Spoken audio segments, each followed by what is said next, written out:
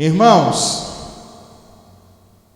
segunda-feira, no dia do nosso culto da nuvem, eu citei aqui uma passagem bíblica que depois eu fiquei com isso na cabeça a semana toda, porque fazia muito tempo que eu não pregava sobre as fortalezas espirituais. Eu decidi, até no nosso canal, a partir de amanhã, refazer essa campanha. Há muitos anos eu fiz atrás, uns 2, 3 anos, acho que é mais se brincar, uns 3 anos eu acho mesmo. Eu fiz a campanha das fortalezas espirituais. E aí eu decidi hoje, por isso que eu estou gravando também a palavra, a gente estudar mais um pouco sobre isso. Porém, eu quero falar sobre as fortalezas espirituais dentro de um entendimento do seguinte: batalhando ou lutando pelo potencial de promessas. Quando a gente fala promessas, Lucas, liga essas luzes aí para ficar melhor. Quando a gente fala de promessas, irmãos, a pergunta é: quais são as promessas de Deus na tua vida? Aí a pessoa fala: ai, apóstolo, eu não tenho promessa nenhuma. Porque o povo acha, irmão, que promessa de Deus é só aquilo que alguém falou para ele ou falou para ela. Não, Deus usou uma profetisa, Deus usou um profeta, uma pessoa, sei lá, e me deu uma revelação, me deu uma promessa. Isso faz parte também. Mas eu quero dizer para você, irmãos, que a maior fonte de promessas que você pode ter na sua vida está aqui, ó. Bíblia Sagrada. Na Bíblia tem 32 mil palavras. Quantas mil? Então imagina 32 mil palavras de promessa, de bênção, de vitória para a tua vida. Aqui, ó, tem promessa para restaurar relacionamento, tem promessa de cura, de libertação, de salvação, de prosperidade, o que mais? Promessa para ir para o céu, promessas e promessas de tudo quanto você pensar ou imaginar. Está aqui, ó. Porém, isso daqui, irmãos, não é um conto de fada. Isso daqui, para acontecer, nós temos que lutar. Nós temos que batalhar, nós temos que guerrear espiritualmente. Abra a sua Bíblia aí, em Gênesis capítulo 15, eu vou começar aqui, fazer uma introdução, depois a gente vai para 2 Coríntios 10. Abraão, ele recebeu uma promessa, olha isso, que aconteceu mais ou menos 600 anos depois. Quantos anos? Como assim?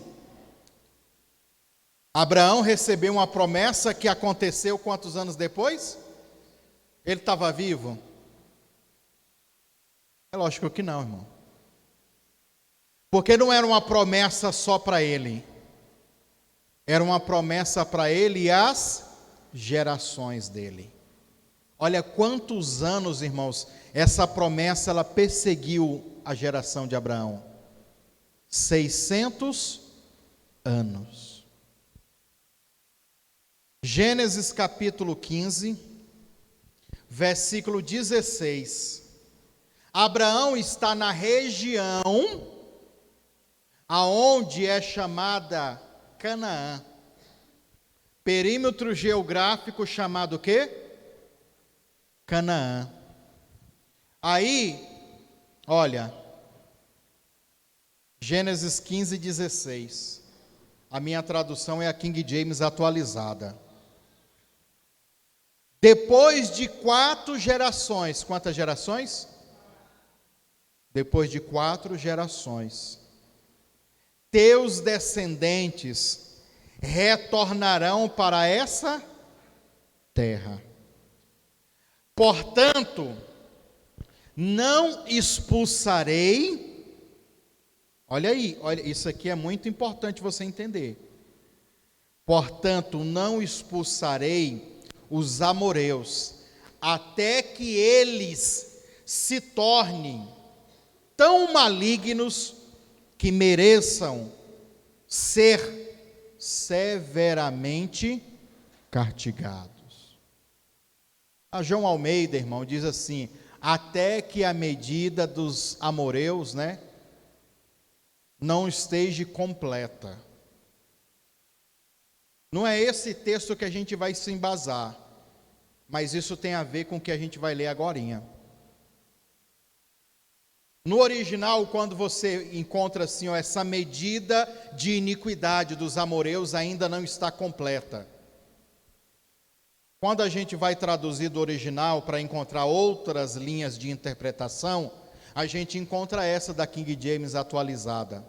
Mas também existe uma tradução que diz: até que eles quem? Os amoreus, não estejam totalmente tomados. E quando fala tomados, com um coração cheio de iniquidades. Você vai encontrar a expressão até que os amoreus não se tornem todos, aí é todos, irmãos, malignos. Ou que o coração deles não estejam transbordando de iniquidades. Quando Deus, irmãos, Ele vai estabelecer justiça e juízo numa cidade, em uma nação, Ele procura olhar e enxergar se todos daquela nação estão totalmente tomados pelas trevas. Quem lembra de Sodoma e Gomorra? Quem lembra? Se eu encontrar um justo lá, eu não vou destruir a terra. Encontrou quem lá? O tal do Ló. Aí teve que tirar o tal do Ló de lá, com a sua família. E depois, as cidades foram destruídas por Deus. Para Deus chegar e falar assim: não, eu vou aniquilar da face da terra essa nação. Eles têm que estar com o coração totalmente tomado pela iniquidade. Aí Deus faz uma promessa para Abraão: Abraão, essa terra que você está pisando aqui agora, vai ser a terra prometida, a terra da promessa na tua vida. Essa é a terra que mana leite e mel. Diga assim comigo: todas as vezes que Deus faz uma promessa, normalmente eu tenho que batalhar por ela. Deus faz uma promessa: ó, essa terra vai ser de vocês. Já não tinha gente morando ali, irmãos? Tinha.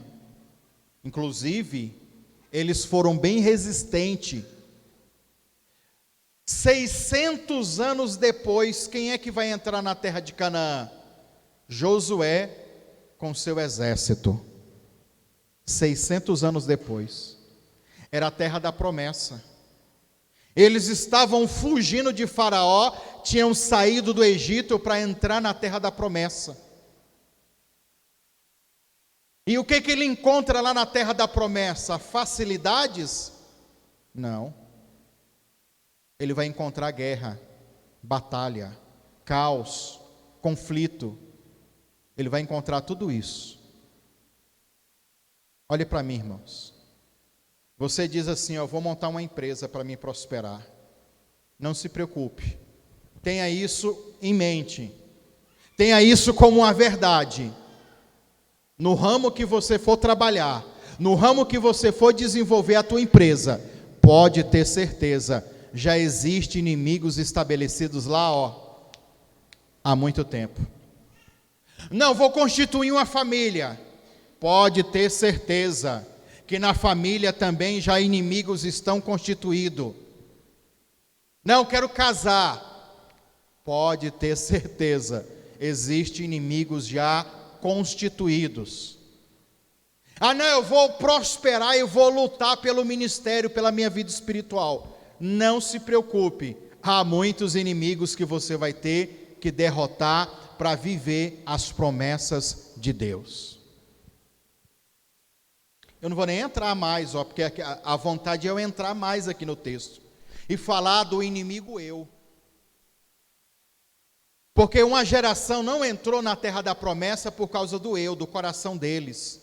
Coração de pedra, mente cauterizada, dura cerviz. Tem isso também. Tem uma geração que ao invés de acelerar para entrar logo na terra, eles ficam dando volta. Por causa do coração teimoso, rebelde. Tem a promessa, mas morre no deserto sem viver a promessa. Você consegue me entender? Tudo quanto você vai falar assim, não, eu quero conquistar na minha vida uma bênção financeira, quero conquistar o casamento, quero conquistar a família, quero conquistar. Lembre-se de uma coisa, vai ter batalha, é guerra, tanto física como espiritual. Irmãos, eu recebo mensagens de milhares de pessoas, que nem consigo ler todas. Às vezes, as pessoas que têm uma mentalidade menor, ah não, você não vai prosperar nessa área do seu trabalho, porque você não estudou, você não fez isso, não fez tal curso, não foi o treinamento e tal. Eu recebo milhares de mensagens de gente que já fez todo tipo de curso, é superior, é doutor, é bacharel, é não sei o quê, e mesmo assim não consegue vencer. E quem é que não sabe também que tem gente que nem tem estudo para aquilo e está prosperando? Por que tem esses extremos? Porque para uns, irmãos, a batalha espiritualmente não é tão grande. Ah não, eu vou dar um exemplo aqui, talvez para alguns financeiramente não tem uma batalha tão grande como outros têm financeiramente. E isso eu estou falando tanto fisicamente, materialmente, humanamente, como também espiritualmente. Mas eu cheguei a uma conclusão ao longo desses anos, mexendo com igreja e pessoas. Aquilo que é fortaleza para mim, às vezes é fraqueza para você. E o que é fraqueza para mim é fortaleza para você. Aquilo que eu consigo desenvolver com facilidade, talvez você não. E talvez você desenvolve algo com tão facilidade que para mim é muito difícil. A vida é assim, irmãos. Para alguns as guerras e as batalhas é diferente. Há níveis de dificuldade. Você é que tem que saber. Deus me fez uma promessa. Não se preocupe, eu tenho que lutar por elas. Eu tenho que batalhar por elas. Eu tenho que ir lá enfrentar meu inimigo. Eu tenho que ir lá e derrotar os gigantes. Eu não posso me entregar. Irmãos, Josué para conquistar, quando a gente passar para a parte final da palavra, aqui nós vamos rapidão. Josué para conquistar, irmão, ele não tinha quase nenhum treinamento militar. Eu disse o quê? Quase nenhum. Eles não tinham chance. Eles não tinham capacidade. Eles estavam presos no Egito 430 anos. Escravo. Eles sabiam era trabalhar, lutar talvez não tanto, mas trabalhar eles sabiam. Tem muita gente assim, é um excelente profissional, trabalha, meu Deus, e não prospera. Sabem trabalhar, mas não tem o retorno que a sua qualidade te dá, a sua habilidade de trabalho dá. E para outros você fala, Eu vou falar no meu ramo, irmãos. Eu estou acostumado a ir aí, pregar por aí. Eu vejo pastores liderando igrejas enormes e com muito recurso financeiro, que não tem tanto entendimento espiritual, às vezes nem tanto conhecimento bíblico. É que para ele, naquela área, talvez a guerra não é tão grande como a minha, como a do outro, mas é assim as coisas. E aí a gente tem que olhar isso, observar e dizer: eu também vou me levantar, porque eu quero conquistar. Ou seja, a promessa é direcionada para você. Você que tem que decidir se vai lutar por ela ou não. Há muitas promessas de Deus para a tua vida. Josué, irmãos, ele teve que receber estratégias de Deus.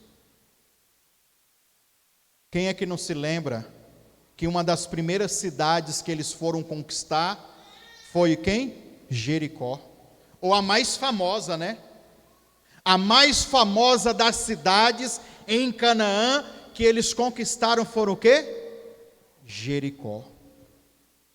Josué, vocês vão dar 7 voltas. São 7 dias. Eles dando volta, irmão, Primeiro dia eles deram uma volta na cidade toda. Quantos metros ou quilômetros tinha aquela cidade? Porque quando a gente fala cidade naquela época, irmão, era menor que um bairro desse, entendeu? Mas durante um dia, eles deram uma volta. No 7º dia, no auge do cansaço, no estresse, na fadiga, aí Deus chega para eles assim: não, eu vou melhorar para vocês um pouquinho mais. Agora, no último dia, vocês já estão andando demais, não estão? Anda só mais um pouquinho. No último dia, vocês vão dar 7 voltas.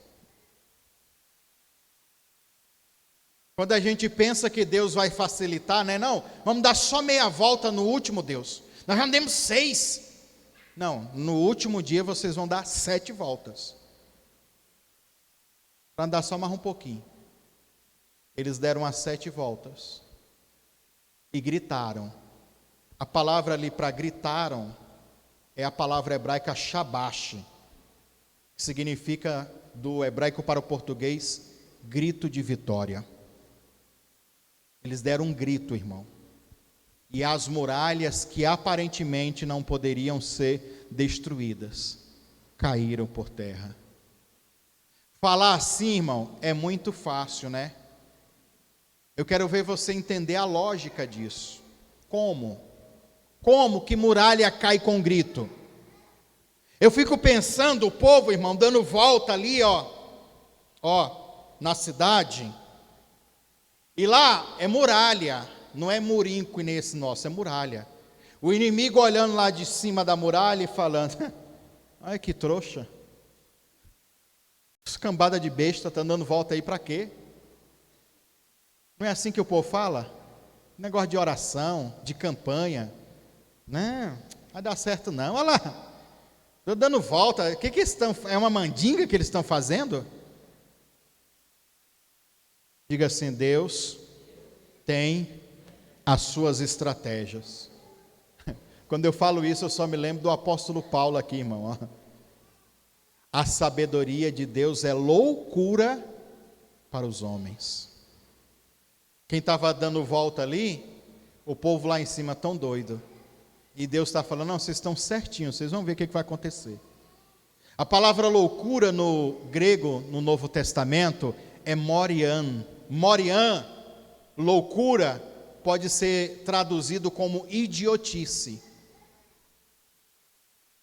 Então, quando você encontra essa palavra loucura, às vezes você está tratando com a pessoa como se fosse um idiota. Olha lá, eles estão dando volta a um cambada de idiota mesmo, uns trouxa, uns besta. Ah, eles acham que isso vai dar certo? E no último dia, 7 voltas lá. Eu fico pensando eles rindo, irmão, do povo de Deus, dando volta lá. Mas no sétimo dia e na sétima volta, ó, os muros, caiu todo mundo. E aí? Porque existe o poder da promessa. O poder do que, irmãos? O poder da promessa. Somado a armas espirituais. Inclusive, uma das palavras Existem 7 palavras no Antigo Testamento para louvor. E uma delas é essa palavra shabash. Uma das armas espirituais é esse louvor. Mas quantas outras ferramentas se tem de batalha espiritual? Olha, o cara chegou leproso e Eliseu disse para ele, vai lá e se mergulha no Rio Jordão 7 vezes. É loucura isso. Mas a loucura para os homens é a sabedoria de Deus se manifestando. Dá 7 voltas, mas que besteira que é essa? Não, irmãos. Ele está seguindo uma mecânica, vou usar essa expressão. Ele está seguindo um direcionamento que Deus deu para acertar o alvo diretamente e as muralhas caírem. Automaticamente, quando eu falo de muralhas, aí nós vamos para o nosso texto-chave. 2 Coríntios capítulo 10, foi esse que eu citei na segunda-feira na nuvem, e eu fiquei com esse negócio na cabeça. 2 Coríntios capítulo 10.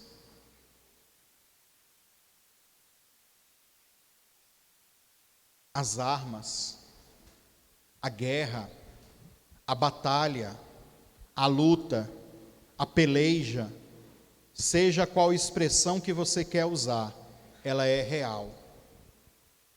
Ela é tanto humana, você luta contra o ser humano. O ser humano que tem uma alma vaidosa, rabugenta, chata, ferida, e ao mesmo tempo com demônios, para impedir, para interromper, para bloquear, para fazer uma série de coisas para você não conseguir ser feliz, prosperar, receber saúde, ver a família transformada. Mas o apóstolo Paulo vai nos dar uma revelação aqui poderosa. E eu já vou direto logo para o versículo.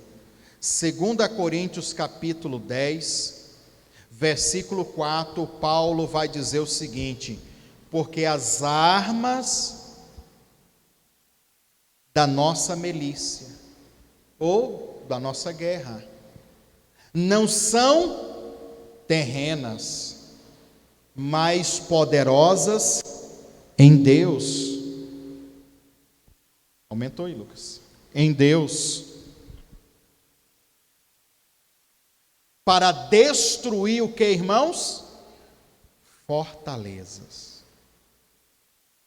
O entendimento de fortaleza era essas muralhas. Toda a cidade tinha essas muralhas, irmãos, que era para os inimigos não invadir, conquistar. Porque na lei da guerra, quando você invade e vence aquele inimigo, você tem direito de tomar tudo que é daquela nação. A pergunta é: os princípios espirituais mudaram ou continuam o mesmo? O ser humano é que mudou, a época é que mudou. Os princípios espirituais, eles são eternos, eles continuam os mesmos. E isso não serve, irmão, não, isso é só para os crentes. É para qualquer um. São leis universais. Se o endemoniado, cheio de iniquidade, cheio de pacto com o capiroto, Falar assim: eu vou montar a maior empresa e vou invocar demônio, e vou fazer isso, e isso, aquilo, outro, e vou servir os meus deuses, e eu quero toda a riqueza dessa cidade. Se ninguém se levanta, irmão, ele conquista. Se os crentes falam: não vou entrar nessa guerra, ele reina, ele governa, ele controla. Porque além de tudo, Deus deu ao ser humano o poder de dominar o mundo. Lembra lá do Gênesis, você está cansado de ouvir essas pregações.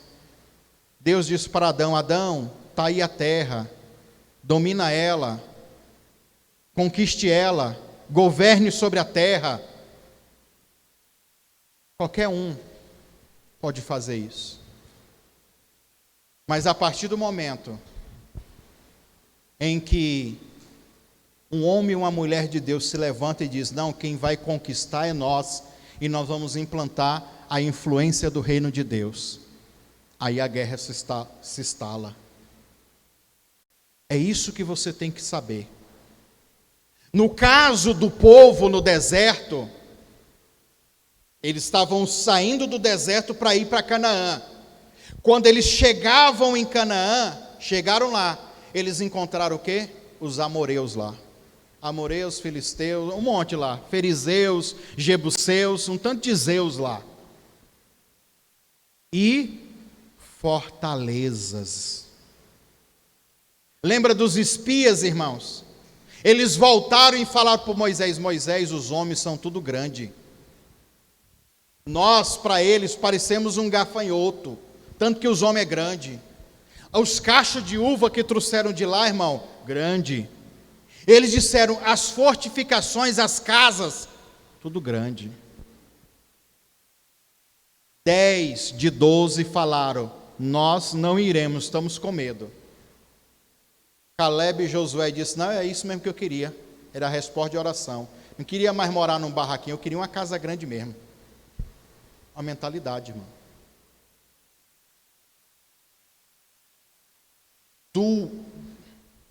Duas gerações, 2 famílias falaram: não, isso é de Deus para mim, eu quero a casa grande, eu quero o melhor. Não estou nem aí se tem gigante, se Deus falou que vai derrotar todo mundo, bora lá. Eu quero tomar posse daquilo que Deus prometeu para mim. Até isso a mentalidade pode te ajudar ou atrapalhar. Irmãos, é fora do comum. Eu vejo tanta gente, eu oro por muita gente, vocês sabem. Tem hora que eu tenho cada discernimento, eu olho para aquele cidadão, olho para aquela mulher, meu Deus, essa pessoa no mundo espiritual tem um potencial de vitória, de bênção, mas está lá desperdiçando o tempo. Passivo, parado, ou envolvido com pecado, com iniquidade, em vez de estar batalhando, lutando, guerreando para conquistar o melhor para ele, para a família, para a geração, não, está lá, parado. Chama para a oração, chama para o culto, chama para isso, não vai. Porque é a mentalidade. Caleb e Josué disseram: não, é para nós. E as armas? Como que a gente vai lutar? Se nós acabamos de sair do Egito, lá nós só sabia trabalhar. Lutar, aí Deus fala: não, eu vou dar estratégias para vocês.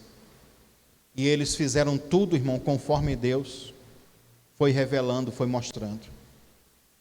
Tem a parte triste também, que eu tenho que contar.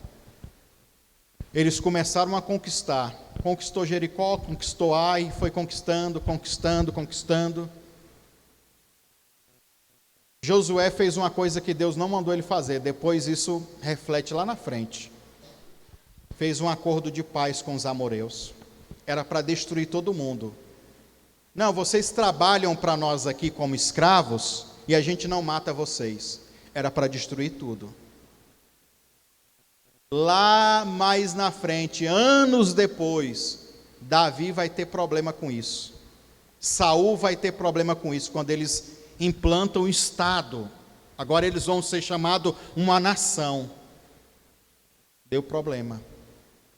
Mas isso é outra história. Mas saiba que Deus, o que Ele prometeu, Josué começou a lutar e conquistar e vencer, e só bênção. Ah, não, eu ouvi uma revelação, não, eu ouvi uma profecia, não, eu ouvi uma promessa, não, eu li. E tem gente que acha que é fórmula mágica, irmão. Que não tem que batalhar, que não tem que arregaçar as mangas e dizer, eu estou pronto para a luta. Não existe fórmula mágica, irmão. Paulo vai dizer sobre as armas, porque as armas da nossa milícia, elas não são terrenas. Elas são uma voltinha que Deus fala assim, dá uma volta nessa cidade. Olha as armas, o jeito que é. Não, dá uma volta. Sim, Senhor, já dei. Não, deu mais uma, mais uma. No 6º dia, pronto. Agora vocês vão para o 7º. No 7º dia, em vez de dar 7 voltas. Isso é uma arma? O que vai acontecer? Irmãos, eu acredito também que eles não imaginavam que ia acontecer. O que as muralhas ia se tornar. Cair tudo. Entulho. Ruína. Ninguém sabe, irmãos, como, ou de que forma, ou de que jeito o milagre vai acontecer. Nós só sabemos que acontece. Eu só tenho que obedecer ao que Deus está me dizendo, me falando, me revelando, seja na palavra, pela intuição, aí também envolve isso, uma palavra que eu recebi de alguém. Eu me conecto àquela realidade, vou crer, vou agir, vou tomar uma ação para mudar aquilo. Aí as coisas começam a resolver. Como? Não sei. De que forma? E às vezes nem precisa você saber. Só aguarde, faça o que Deus mandou e espere. Eu ouvi, uns anos atrás, a doutora Ana Mendes falando que o reino de Deus, ele se manifesta, e para ele se manifestar, a gente dá um salto no escuro. O que é um salto no escuro? Eu não sei o que está daqui para lá. Estou no escuro total, não estou vendo nada. Eu vou me jogar. Eu vou me jogar para ver o que acontece. Aonde eu vou cair. O que vai acontecer. Então é um salto no escuro, no vão, no nada. É pegar o cajado e falar, eu vou ferir as águas. O que vai acontecer? Será que as águas vão secar? Não sei o que vai acontecer. O reino de Deus, ele se manifesta assim. Quando a gente ora por uma pessoa aqui, irmão, enferma, tu acha que a gente sabe se a pessoa vai ser curada ou não? Nem sempre, às vezes tem um segmento, mas 90% não. Acha que o cara vai ser liberto? Acha que o cara... Não tem como, irmão. A nossa inteligência, a nossa sabedoria, ela não alcança isso. E por isso, então, vai ser sempre um salto no escuro. Eu não sei se vai acontecer, eu só tenho que crer que vai acontecer. É só eu me lançar, é só eu me jogar, eu vou fazer o que Deus está me mandando. Por quê? Porque as armas da nossa milícia, elas não são carnais, elas não são terrenas, mas elas são o quê? Poderosas em Deus. Eu tenho que crer não em mim, eu tenho que crer no quê? No que Deus está me falando. Nas armas que eu vou utilizar.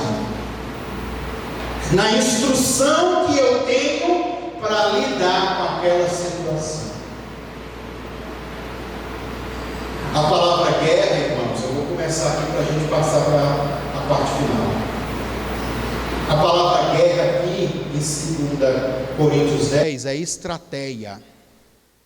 Porque as armas da nossa guerra. Estratégia, olha como que a palavra é fácil.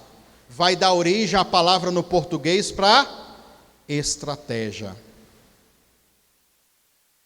Porque as armas da nossa milícia, as nossas estratégias,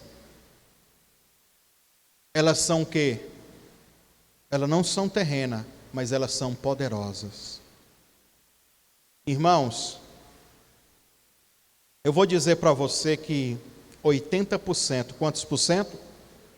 80% de pessoas que vêm nos pedir oração aqui, não, eu quero resolver esse problema no casamento, não, eu quero resolver esse problema na família, não, eu quero resolver esse problema para me ver se eu prospero, se a porta melhora, seja qual for. A maior parte do aconselhamento é dando estratégia para alguém. Estratégia de como orar, de como se posicionar. E como se posicionar diante da guerra, diante do problema, diante da batalha, diante daquilo que a pessoa está vivendo ali. Quando Deus mostra e fala e revela algo, é só um adicional. Não quer dizer que a vida da pessoa toda... Não, agora vai... Não. A revelação é só para deixar a pessoa um passo à frente e ela saber que aquilo vai acontecer. Só a pessoa perseverar, batalhando, lutando, que aquilo uma hora vai passar. Quem está me entendendo, diga amém. Por quê? Porque as armas são poderosas. A oração tem poder. O jejum tem poder, a oferta tem poder, o voto tem poder, a busca, o clamor, o aquebrantamento, o arrependimento, tudo que você faz para exercitar a sua fé, existe muito poder nisso. Muito, irmão. As armas da nossa guerra. A palavra guerra aqui, que é estratégia, que eu falei para você, significa exército, serviço, inclusive serviço militar, e campanha de guerra. Aqui eu já me subentende uma coisa. Diga assim comigo: existem guerras que eu estou enfrentando, que eu só vou vencer quando eu estiver em um exército. Porque eu estou acostumado a pregar, irmão, dizendo para uma pessoa ou outra: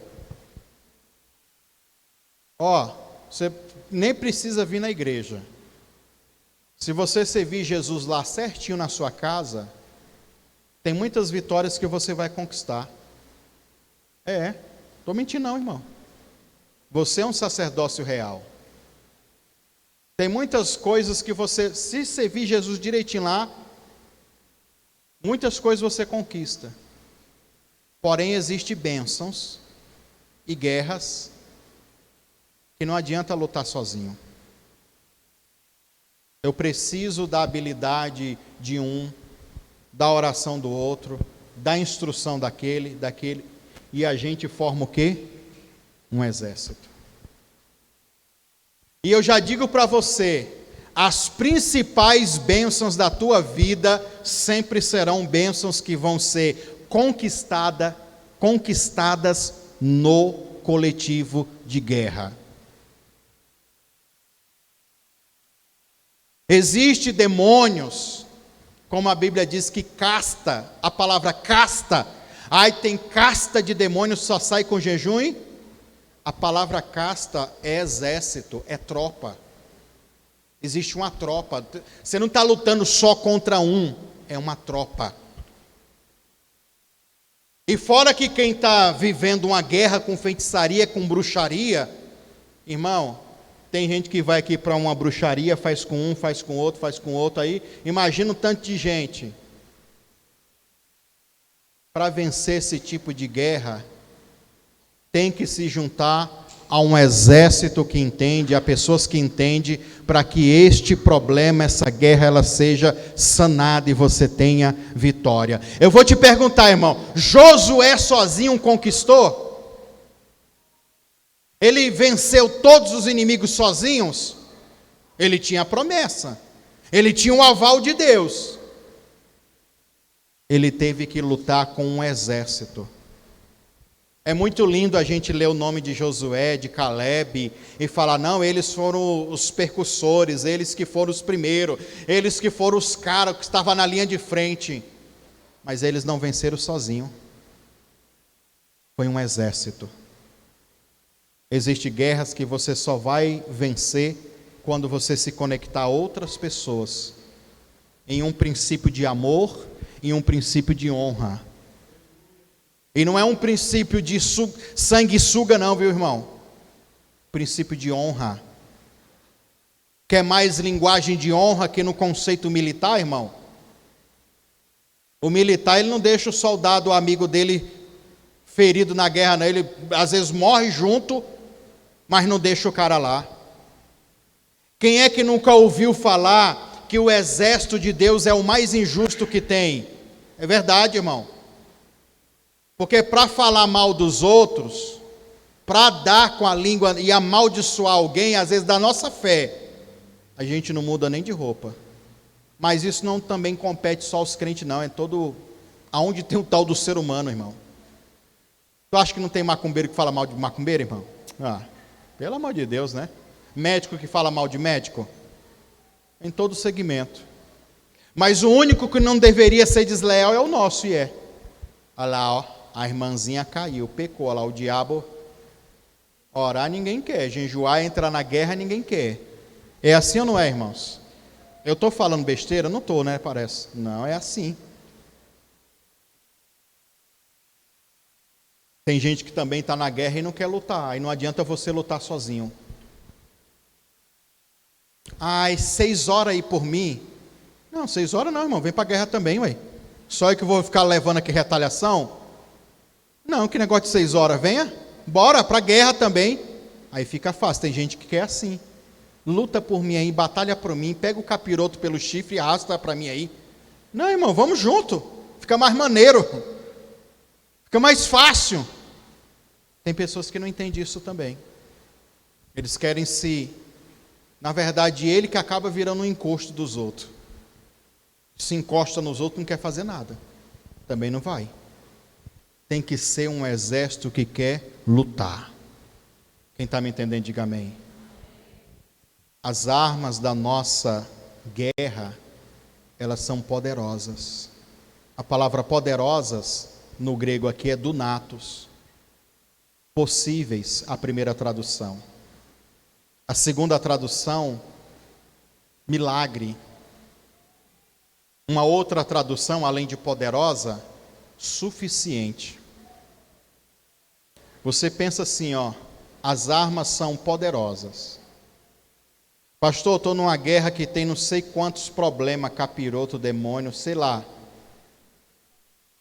Quais armas que Deus tem para mim? Eu vou falar para você, as suficientes para destruir tudo. Elas são o quê? Suficiente. E você sabe como que Deus trabalha, né? Deus trabalha com aquilo que vai realmente resolver. É o suficiente para vencer aquilo. Porque as armas são poderosas. As últimas 2 palavras, destruir. Destruir o quê? As fortalezas.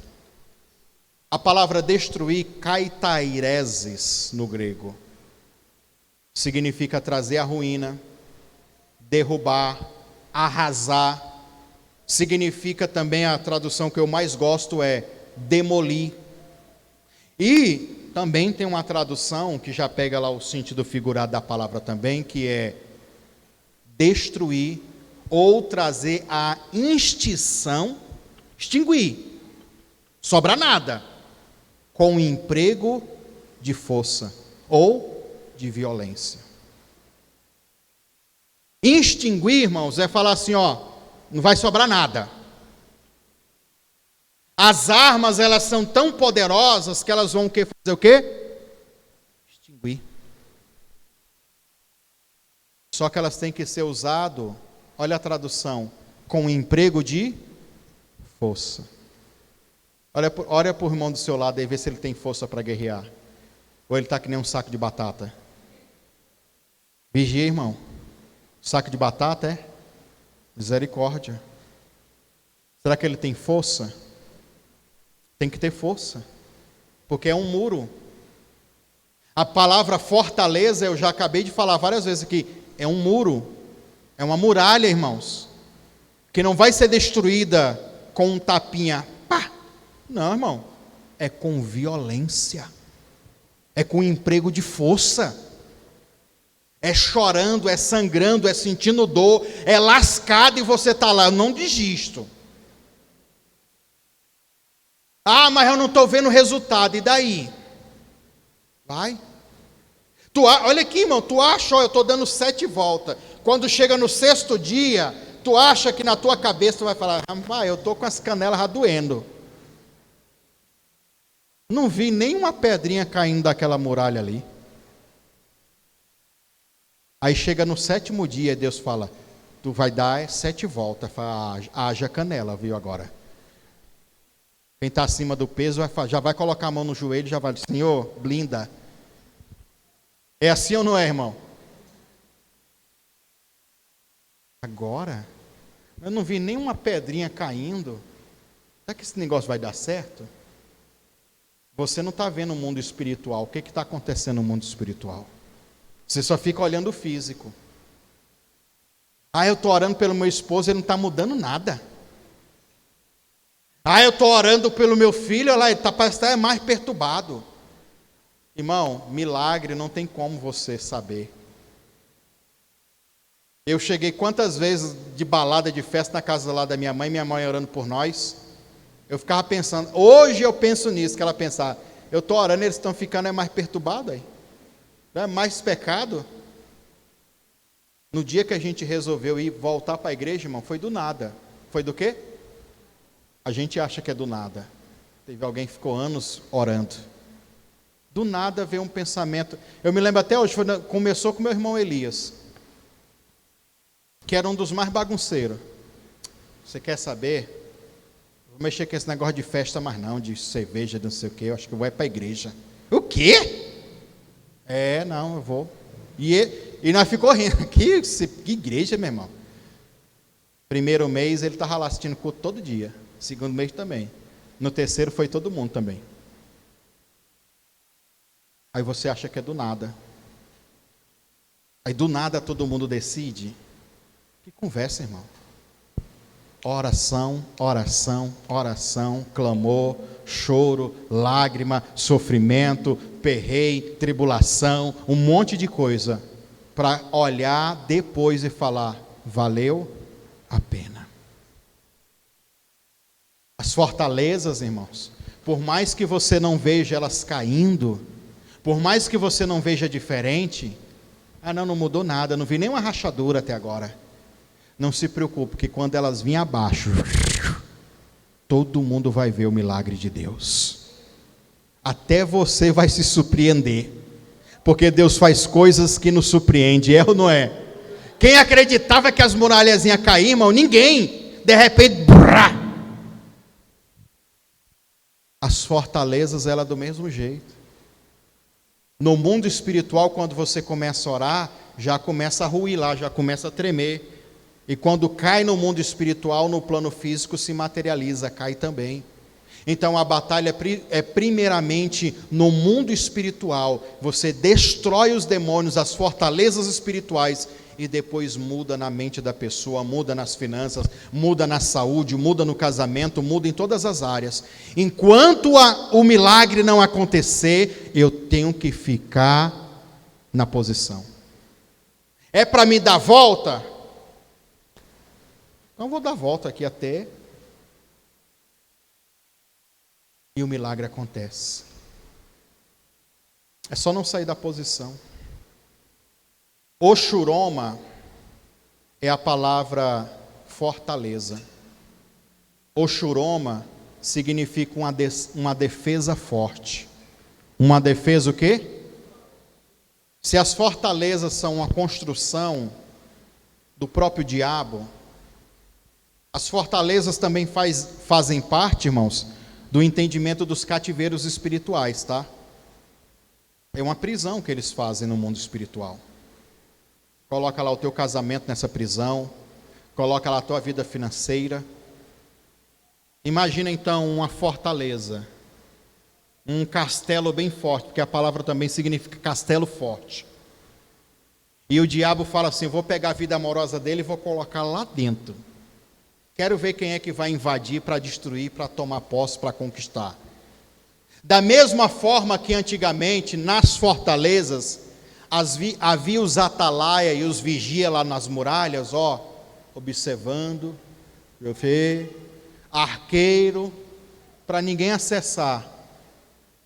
No mundo espiritual existe a mesma dinâmica hoje, agora. Você fala assim, não, eu vou montar uma empresa e vou ser o mais próspero.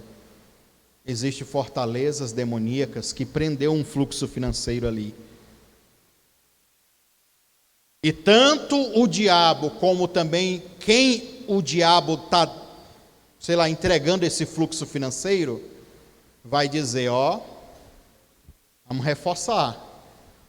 Está vindo alguém para conquistar. Vamos ficar atento. Você olha e diz, é impossível conquistar. Você olha para o castelo forte e você pensa, não vai cair. Mas aí vem a palavra dizendo, as armas, elas são poderosas. As armas da nossa milícia, da nossa guerra, as nossas estratégias, elas são o quê? Poderosas. Quem é que tem que crer nisso? Você. Que a sua oração é poderosa. A palavra dunatos, que é poderosa no grego, né? Vem da raiz semântica de dínamos. Aí dínamos que significa poder. Jesus disse, eu senti sair de mim o quê? Poder, virtude. Aí a mulher tocou nele e recebeu o poder e foi curada. As fortalezas da enfermidade na vida dela caíram por terra. Ela foi curada. Dínamos deu origem a outra palavra que nós temos no português. Dinamite. Sabe o que é dinamite, irmão? O explosivo. Quando alguém fala de dinamite, está falando o quê? Do explosivo mais potente ou poderoso que tem. Então, o cara que criou a tal da dinamite, ele estava pensando nisso. Não, eu vou colocar um nome que representa muito impacto, muito poder. Dinamite. Pega esse entendimento aqui agora, para você usar quando você estiver jejuando, quando você estiver orando. Irmão, o diabo, ele é sem vergonha. Ele é o quê? Ele é um farsante. Ele é o enganador. Ele vai falar assim, não, a tua oração, não estou sentindo nada. Mentira, ele está se cagando. Está se lascando todinho. Tu está orando e falando, Jesus, envia fogo nele. E ele está dizendo aqui, não estou sentindo nada, mas por estar queimando tudo. Quem é que tem que acreditar nisso? É você que está orando. Porque as armas, elas são o quê? Poderosas. Quem é que falou que as armas é poderosas? Foi eu? Não, não é coisa da minha cabeça. É a palavra que está dizendo. E se a palavra está dizendo que essas armas são poderosas, elas são sim. Não é coisa da minha cabeça, não é a superstição de um pregador maluco que falou para mim, não. É porque a Bíblia está dizendo que elas são poderosas, elas são suficientes, elas são milagrosas, elas vão trazer sim a destruição de toda e qualquer fortaleza, irmão.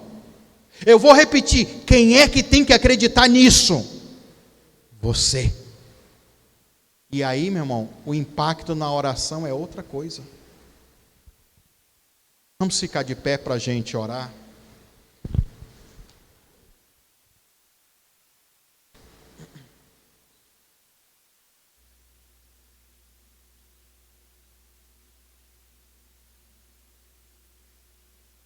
As fortalezas, elas caem quando você acredita que a arma da oração ela é poderosa, que a arma do jejum ela é poderosa. Existe casta de demônio que só sai com jejum e oração. Então é uma arma que eu uso. quando eles estavam louvando, Paulo e Silas, tremeu, houve um terremoto e as cadeias se abriu. Outra estratégia, outra arma. Altar, sacrifício, fogo descendo, raio descendo. Samuel, ele levantando o altar do sacrifício e Deus trovejando. Tudo isso são armas espirituais, irmão. É você que tem que crer. É você que tem que crer que essas armas, elas são suficientes. Mas a questão é, qual área da sua vida você precisa que essas fortalezas caiam?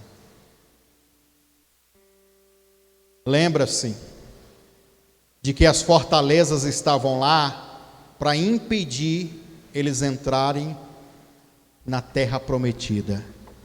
O diabo não quer que você entre na terra da promessa, que você viva as promessas de Deus.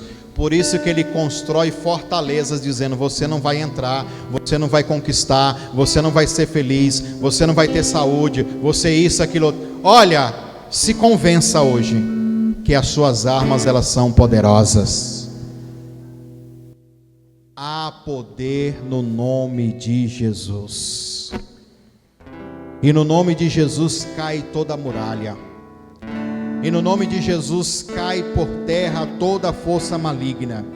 E no nome poderoso, o nome que é sobre todo nome, o nome da qual todos os joelhos na terra, no céu e debaixo da terra hão de se curvar, principados, potestades, forças espirituais, seja de que natureza for, tem que se prostrar, tem que se render a este nome que é sobre todo nome. Senhor, nós declaramos agora, Pai, que todas as fortalezas de pecados, de iniquidades, que tudo aquilo que impede a gente entrar na terra da promessa, a viver as promessas de Deus, nós declaramos que isso comece a cair por terra agora. Cai por terra no casamento, cai por terra na vida amorosa. Fortalezas espirituais de feitiçaria, de bruxaria, de encantamento, de magia negra, cai por terra agora. Obras malignas que no mundo espiritual formaram-se uma fortaleza de doença, fortaleza de enfermidade, fortaleza na área financeira, de miséria, de pobreza, de falência. Em nome do Senhor Jesus, comece a cair por terra agora, porque a nossa oração é poderosa, o nosso clamor é poderoso. As armas da nossa guerra, as armas do nosso exército, as armas da nossa milícia são poderosas em Deus, em Deus, em Deus, em Deus.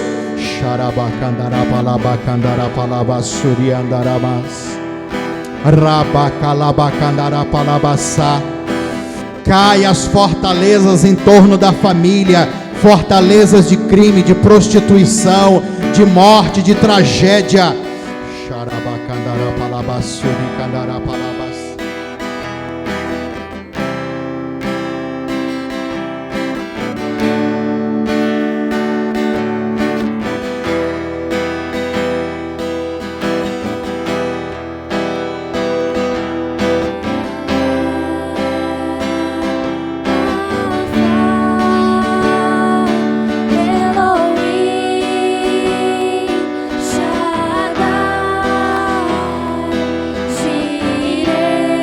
Oh, aleluias!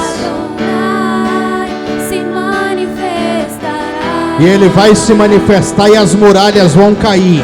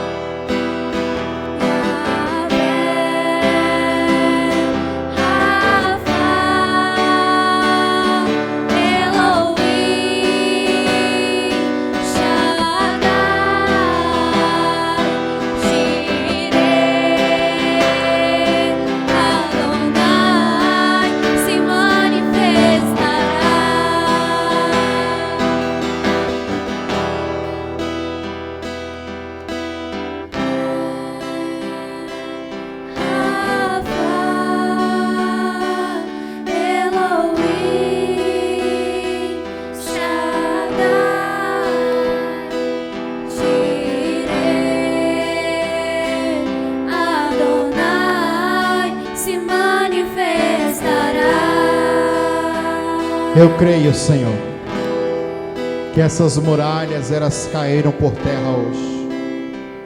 Eu creio, meu Pai, que hoje nós iremos viver um tempo de vitória.